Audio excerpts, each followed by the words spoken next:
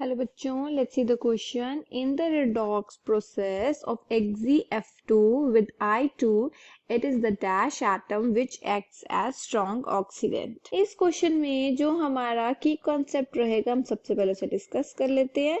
So here the key concept is all about oxidizing agent. So ये oxidizing agent को हम oxidant भी कह सकते हैं, right?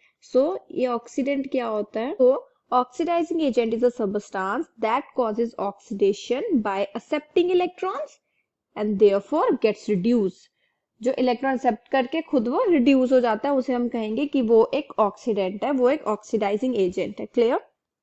सो जैसे कि हमें यहाँ पर बोला गया है कि in the redox process of XeF2 with यहाँ पर हमें बोला गया कि in the redox process XeF2 with I2. So that means इनके यहाँ पर क्या रिएक्शन रहेगी सबसे पहले तो हम वो देख लेते हैं. XeF2 plus I2 gives 2IF plus Xe. Clear? सबसे पहले हम यहाँ पर in the reactant side XeF2 की हम ऑक्सीडेशन स्टेट कैलकुलेट करेंगे ऑफ Xe. सो यहाँ पर मैं Xe की अगर ऑक्सीडेशन स्टेट ले लूं A, राइट? सो जैसे कि हमें पता है ऑक्सीडेशन स्टेट होती है वो होती है -1. क्यों?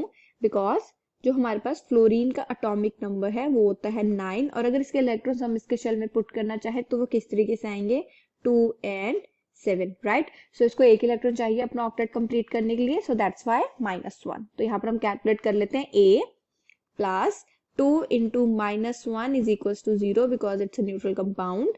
A minus 2 is equals to 0 and A is equals to plus 2. So यहाँ पर जो हमारे पास Xe है उसकी क्या आ गई ऑक्सीजन स्टेट +2. क्लियर? अब हम चलते हैं, ये हमारा I2 है इन द रिएक्टेंट साइड, ये अपनी एलिमेंटल फॉर्म में प्रेजेंट है. So that's why 0 oxidation state. अब हम चलते हैं IF in the product side. जैसे कि मैंने बताया था फ्लोरीन की होती है -1. क्लियर? सो आयोडीन की हो गई यहाँ पर +1. जिनॉन यहाँ पर रहेगा हमारा 0 बिकॉज ये अपनी फ्री स्टेट में प्रेजेंट है.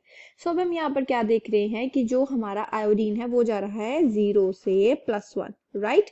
सो यहाँ पर हम क्या देख रहे हैं, यहाँ पर हो रहा है increase in oxidation state, right? And also यहाँ पर क्या हो रहा है लॉस ऑफ इलेक्ट्रॉन.